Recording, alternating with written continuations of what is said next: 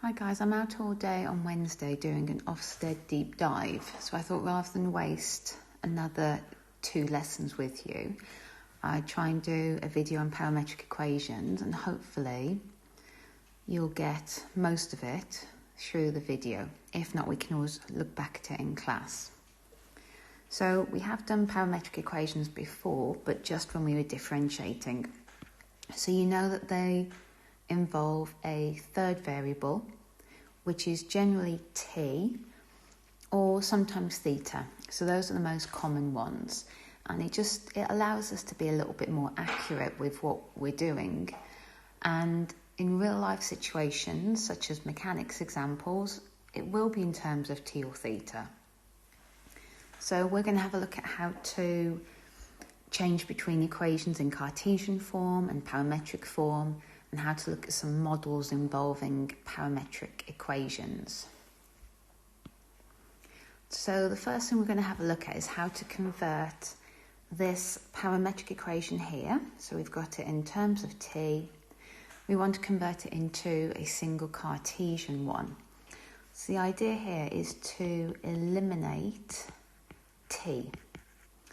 So kind of like simultaneous equations. So we want to get rid of t, and we can't actually use a method of elimination here. So what we're going to do is use the method of substitution. So I'm going to have a look at these two here and decide which one's easier to rearrange. Well, it would be this one, because if I rearrange that one, I've got a plus or minus t. So I'm going to rewrite it as x over 2 equals t, and then that is going to get substituted into the other. So I'm going to sub this into y. So we now know that t is actually x over 2 squared, so we get x squared over 4. Now to work out the domain of the function, at the moment we've got it in terms of t. We want the domain in terms of x. And we know that x equals 2t. So all I have to do is put the limits in, the minus 3 up here and the 3 up here, and figure out what they are in terms of x. So if t is between minus 3 and 3, then x is going to be double that, 2 lots of that and 2 lots of that. So x is between negative 6 and 6. Now we've got to be a bit more careful with the range, just because we don't actually know, is the curve upside down, what's it kind of, look like. You could plot it if that helps you on your calculator. But if we do the same thing for y and substitute our values in, so we start off with t, y is t squared. Well, if we do t squared, we actually get 9. We actually get 9 on this side. Positive 9. And on this side, we also get 9. And that seems a little bit weird. So it's clearly not just 9. If we look at the original values of t up here, if we imagine, so I'm looking up here at t, if t was 0, and I put 0 in here, I'm going to get 0. When I put a negative in, it obviously makes it bigger. So I think it's obvious to me that the minimum point is going to be 0. So I need to make a little bit of a change here. So I know by just kind of inspection, and you might have noticed I put t here instead of y. I'm not used to using this, haven't used it for ages. So we're going to have 0, and y can actually be 0. I've put 0, haven't I? That's me saying it rather than y. So y is going to be in there, so y can be equal to 0, but it's got to be strictly less than 9. So because this 0 here didn't come about because of the end of the limit, it's actually in the middle of it, it could be equal to. Okay, but the upper end's still 9 because that came about by squaring the end boundary. Okay, so that's converting into a parametric. This one involves trig identities. Now I'll have a little look through this one, but what you might notice is we are working in radians. I know you're not completely happy with that, but in case you forget, pi is equal to 180 degrees. So that range there that we're looking at is just minus 90 up to 90. So if you want to think about that, we can do that instead. Now notice up here it says about using this identity here. Okay, I'm going to point at it. So this identity up here, we've got this one as well, but I only mentioned that to you briefly. So this one is hugely important when we have a parametric equation involving sine and cos, and you'll see why in a bit. So part A for this one,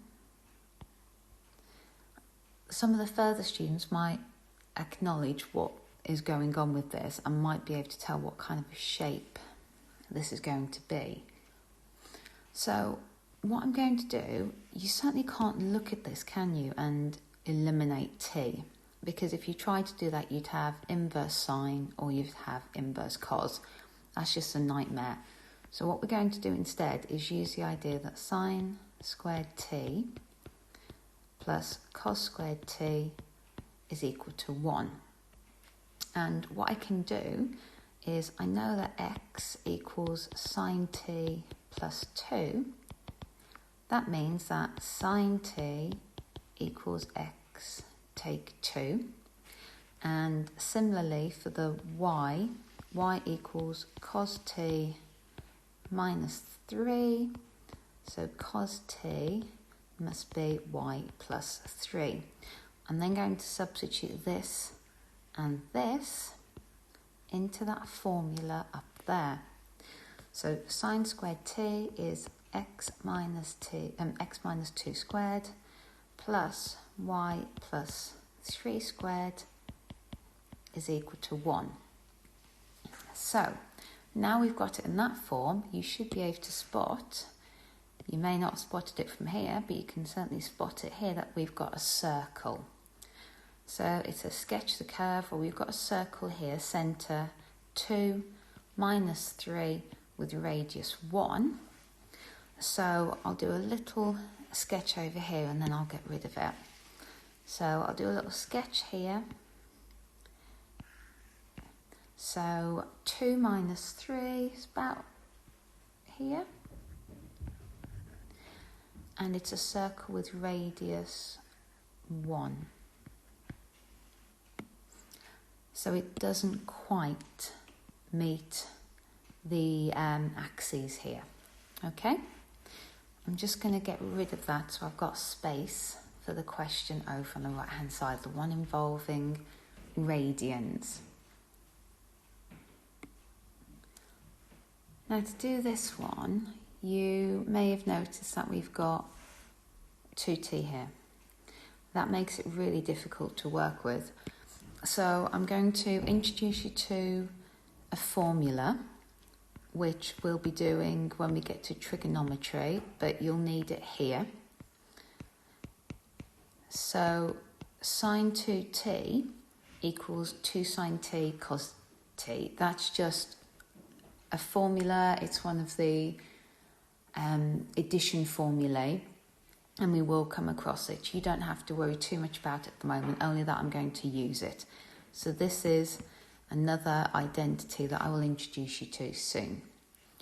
So y is equal to sine 2t, which is 2 sine t cos t.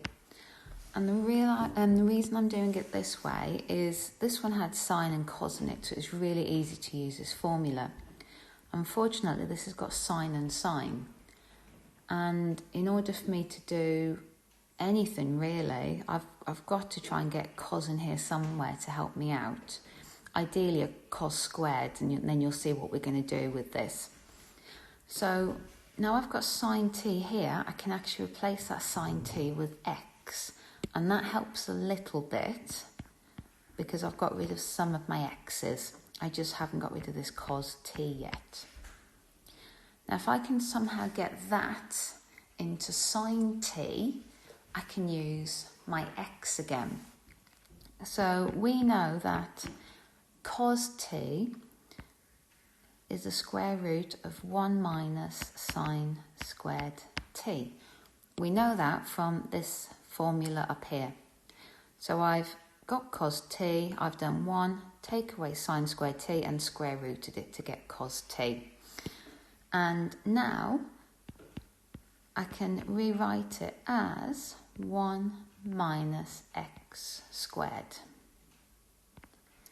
And that's pretty much as far as I can go. There's no real way that I can tidy that up and make it look any better because of that square root. Okay, so that's the Cartesian equation. The k values here, well, we know the t values lie between here and here. So I'm going to substitute them into my x to figure out what my lower and upper bounds are for x. I'm just going to delete this, and if you hear a noise in the background, it's because I'm at home and we've moved into a new house, so we are putting new carpet down and things like that. So it's very noisy in here at the moment. Okay, so I'm going to use x equals sine t, and I know that t lies between pi over 2, which is 90 degrees, and pi over 2 at the top end as well. So if I put in here, if I put pi over 2 in here, x equals sine pi over 2. So just do that in your calculator with your calculator set to radians instead of degrees, and you'll get 1 out. If you put minus pi over 2 in, same thing, have your calculator in radians, and you'll get minus 1 out. So that means your x limits are minus 1 to 1. So k must be 1.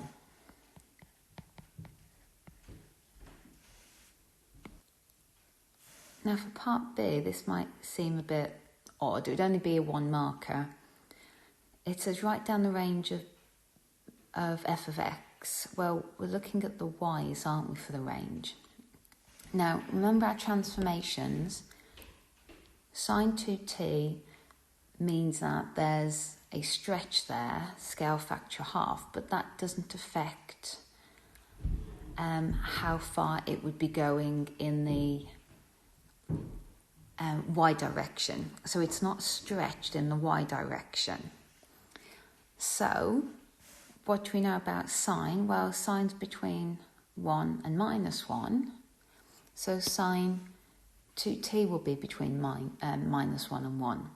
So the range is just going to be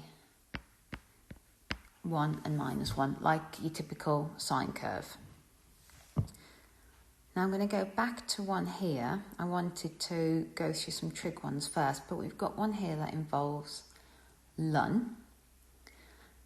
And I think I've got a mistake here in the black box. So it says a common strategy for domain range questions is to consider what happens are the boundary. That, I'm going to scribble that out, that's meant to say as. So as the boundary, oh no it isn't, it's meant to say at the boundary. So at the boundary value, okay? You'll understand that when we get to it. So again, similar question, we've got x and y, and I want the Cartesian equation. Well, unlike sine and cos, we haven't got to think about what trig identity can I substitute into. It's just going to be rearranging again, but it's not quite as easy because I've got this ln in here. So I'm going to look at them and decide which one's easier to rearrange. Well, I mean, that could rearrange, but to be honest, that's not hugely difficult to rearrange because I can take the exponential of both sides. So I'm going to go for that. I'm going to take the exponential of both sides. E to the x equals t plus 3. So this is actually lovely. E to the x take away 3 equals t. I'm now going to substitute that into the other one. So 1 over e to the x take 3 plus 5. That equals 1 over e to the x plus 2. So that's the first bit. Find the Cartesian equation. And we need to figure out what this k value is. So in the black box, it's talking about figuring out what happens at the boundary. Well, t's got to be greater than minus 2. So it'd be interesting to see what happens at minus 2. So at t equals minus 2, you get x equals ln of, if we put minus 2 in there, minus 2 plus 3 is 1, and ln 1 is 0. So at the point minus 2, it doesn't actually exist. If we try and figure out what happens as t gets bigger, so as t gets bigger, ln t plus 3 just gets bigger as well. So that means that x must be greater than 0. It can't be equal to 0 because we want to know what happens when t is strictly greater than minus 2. At minus 2, remember, it's 0. X must be strictly greater than 0. For part B, we're going to do something similar. Let me get rid of this. So again, let's have a look for part B. What happens when t equals minus 2? So you end up with 1 over minus 2 plus 5. Well, that's 3. So y equals a third. So that's what happens at the boundary. Well, as t increases, 1 over t plus 5, because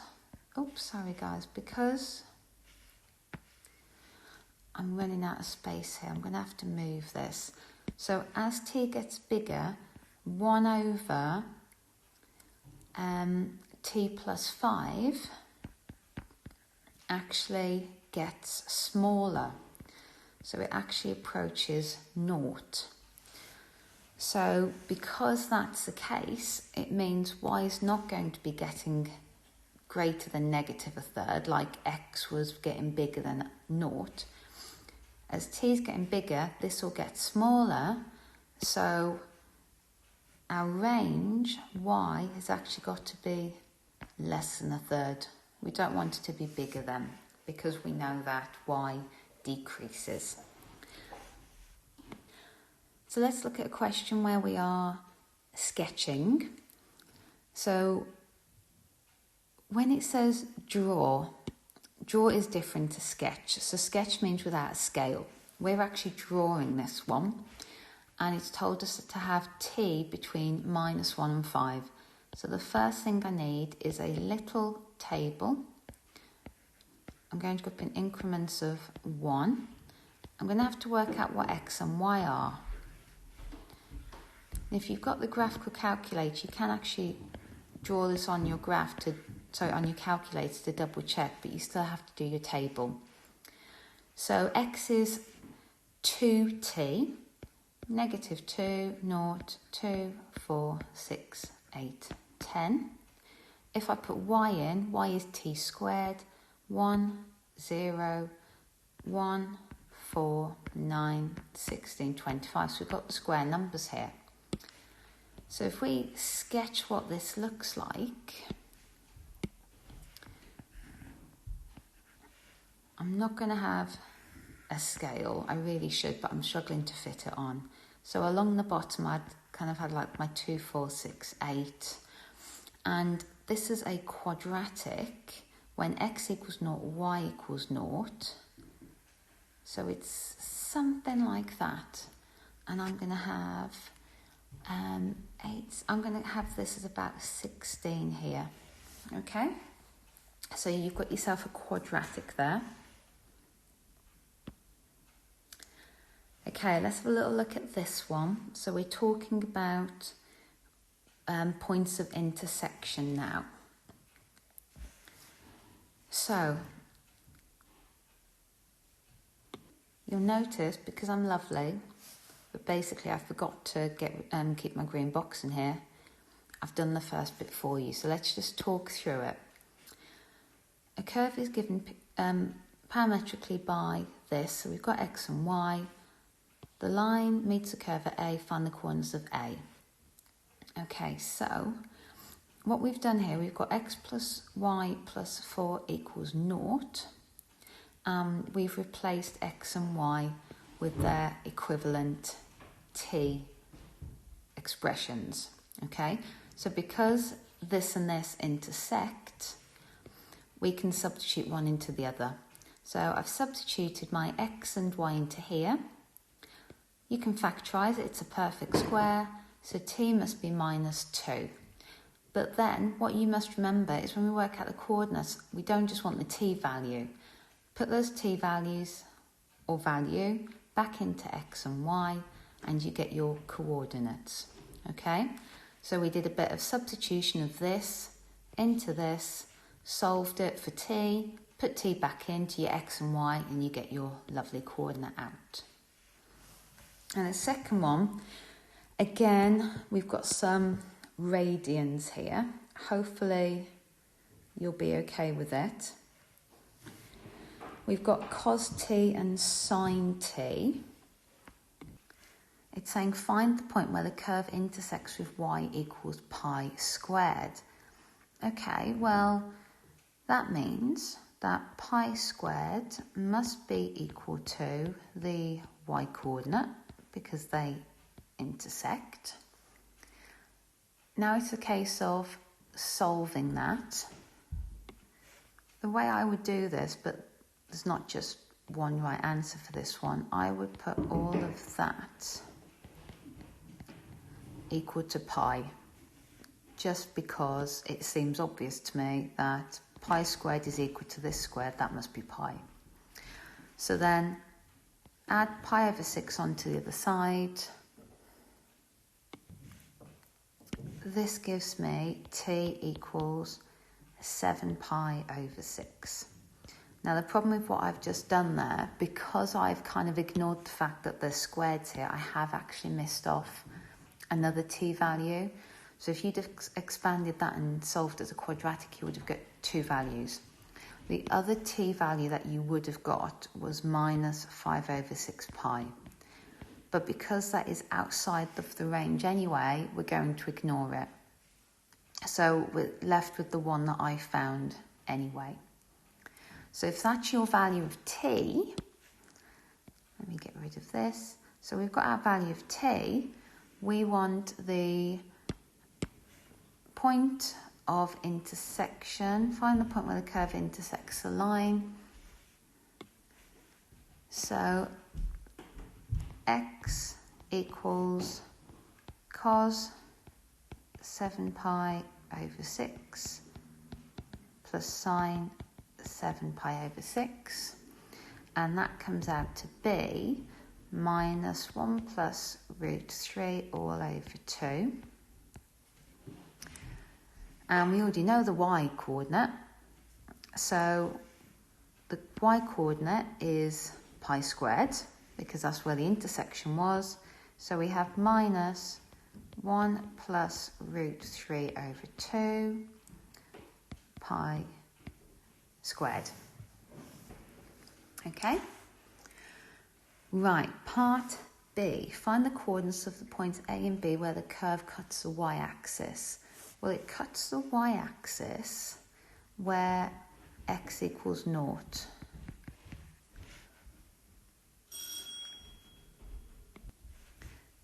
When x equals 0, cos t plus sine t equals 0. And when you have a question involving cos and sine, you actually had one on the AS exam paper you did, we need to turn that into tan. So cos t equals negative sine t. If we divide both sides by cos t, we get minus, oops, sorry guys. I'll try and fit this on, hang on. We get minus sine t over cos t. So that means that 1 equals negative tan t minus 1 equals tan t. So then inverse tan both sides, and you end up with minus pi over 4, and using a CAS diagram, 3 pi over 4 as well. So we get those two answers from inverse tanning this and also using a CAS diagram. Well, we want the coordinates of A and B. These are two t values. So I'm going to substitute these back into x and y, and we'll get our values of A and B. So x equals cos, this is meant to be a negative, plus sine, negative. Do the same for y. So negative pi over 4, take pi over 6 squared. Remembering we're going to be in radians here. And what you get for that first one is 0 for x and 25 pi over 144. Now for the other one, I'm not going to do the working out, but you get 0 again for x as you'd expect, 121 pi over 144. 2 questions left to have a look at. So typical exam question here, we've got a curve, there's other parts to it, you'd probably have to do some integration as well at some point. But at the moment, we want to do part A and part B, show that A has got coordinates 0, 3, and find the x coordinate of point B. Okay, well, show that A coordinates has got 0, 3. Okay, that means x equals 0. And if x equals 0, you have 0 equals 1 minus a half t. If we solve that, we get t equals 2. Now, we're just trying to show that y is 3, so let's put that back in. So we've got 2 squared, take 1, equals 3. Okay, I just wanted to show you this kind of question so you can see how many marks are awarded, but also, just as a recap, if they're asking you to show something, you must not use 0 to 3. So please don't just put this equal to 0 and that equal to 3 and try and use that. You must not use the bit that you're trying to show. For part B, well, part B has got y coordinate 0.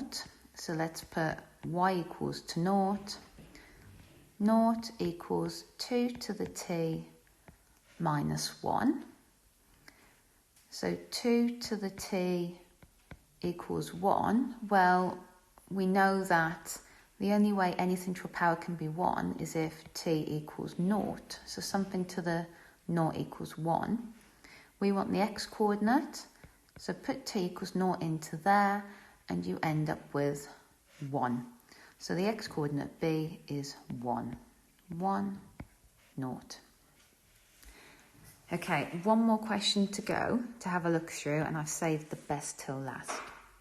We've got a figure skater, and this diagram shows the route that he's taking. T is in minutes, so we've got his x and y location calculated in terms of time. And it does look a little bit confusing. This isn't particularly pleasant. And here we've got cos 20t. But let's just go with it. We've done very similar questions so far. This just looks difficult because of the context. So part A says find the coordinates of the figure skater at the beginning of his motion. Well, at the beginning of his motion, time is 0. So we want to figure out what are his x and y coordinates at time 0. X equals 8 cos 20 times 0. And again, if you haven't noticed this, because we've got this pi here, we're working in radians. You could convert that to degrees if you wanted. So pi is 180 degrees. Pi over 3 would be 60. So if you change that to 60 instead, you could just use degrees if you prefer. So x comes out to be 8.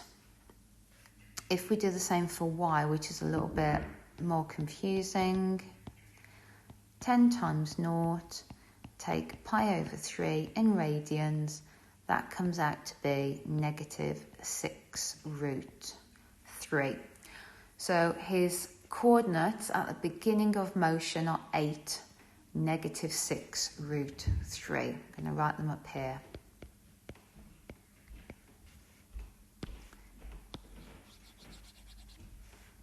Now, if we look at point B, it says find the coordinate of the point where the figure intersects his own path. Well, that has to be this point here. That's where he intersects his own path. And at that point, y equals 0. So y equals 0.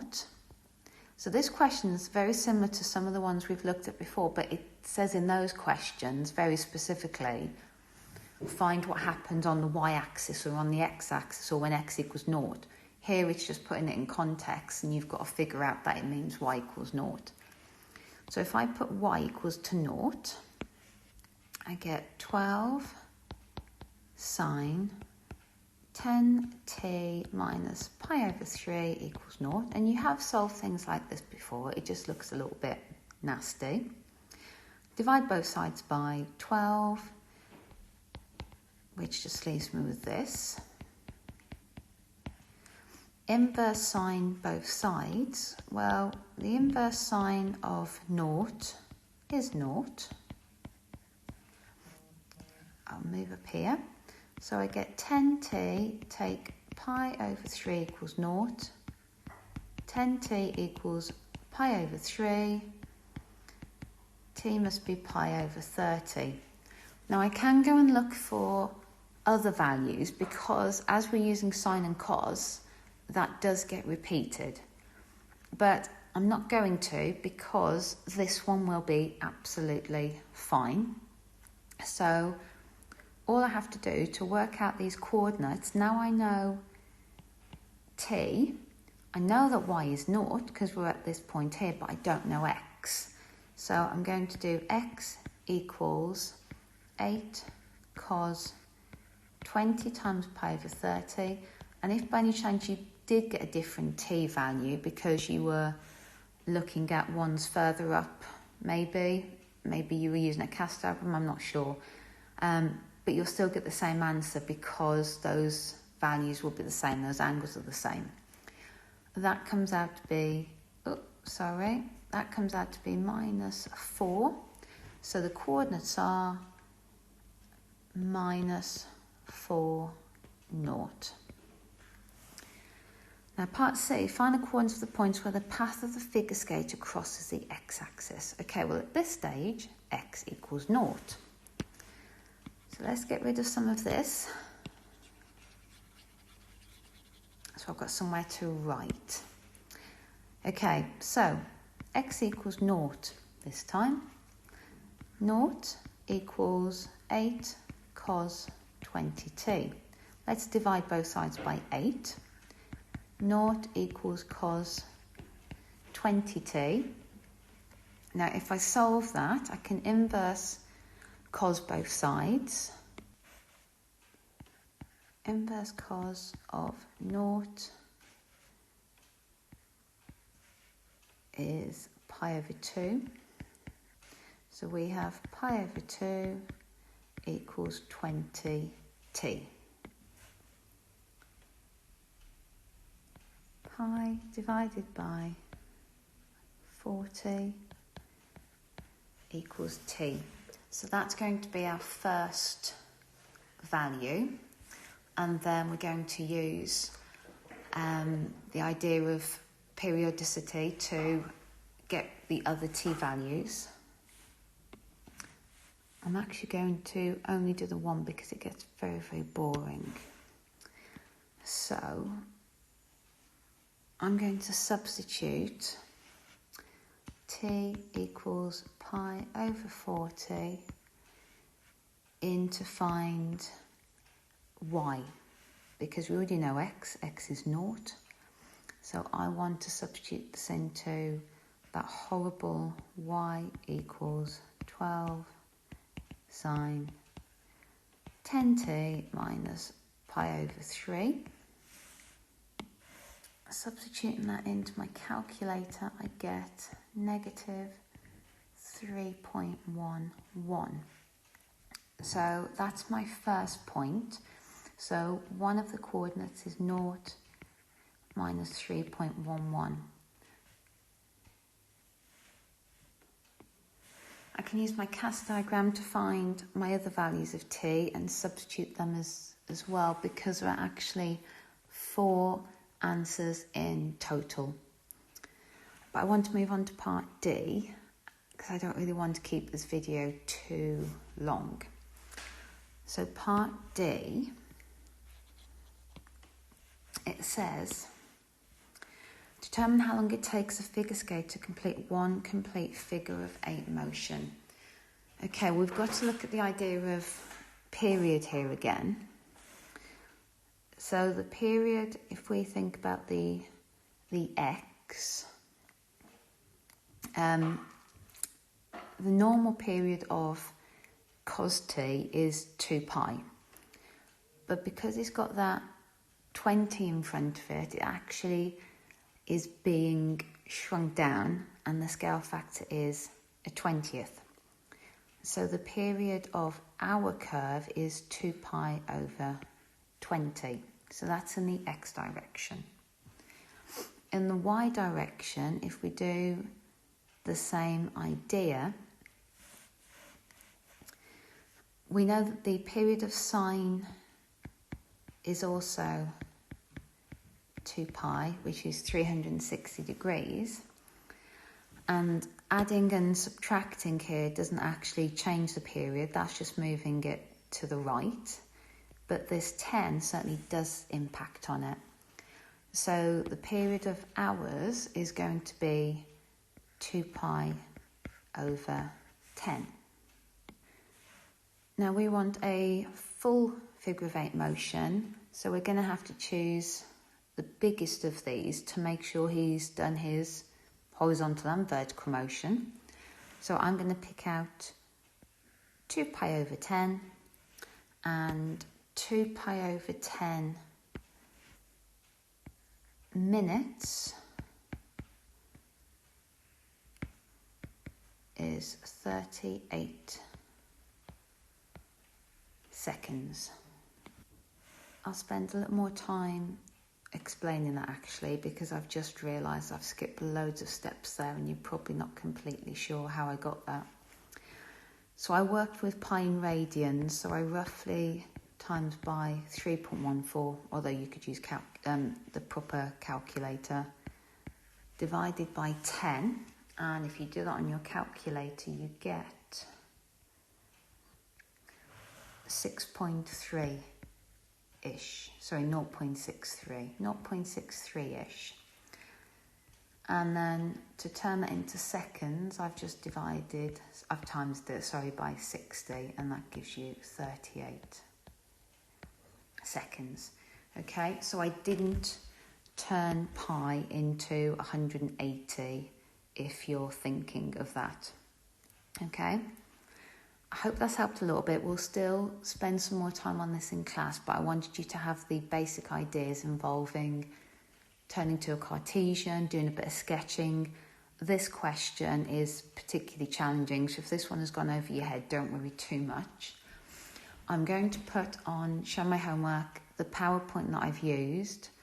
I will also put on the next chapter checklist, because I'd like you to try the first 2 chapters the first 2 exercises from chapter 3. So they are exercise 3.1a, and that's on page 49, and then exercise 3.2a on page 51. But there's only particular questions for you to try from those, and they will be on your chapter checklist. You'll probably find that this video is in a lot more detail than what the questions are asking for. Okay, I hope to see you soon. Take care and good luck with any more mocks that you've got. Bye for now.